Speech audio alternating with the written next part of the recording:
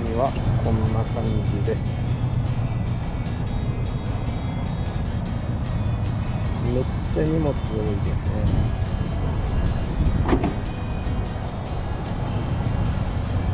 よしよしよし。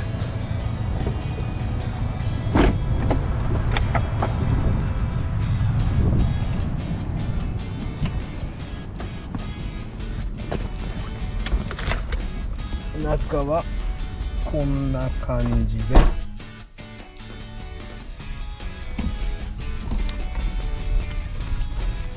で、初めての収録なんで、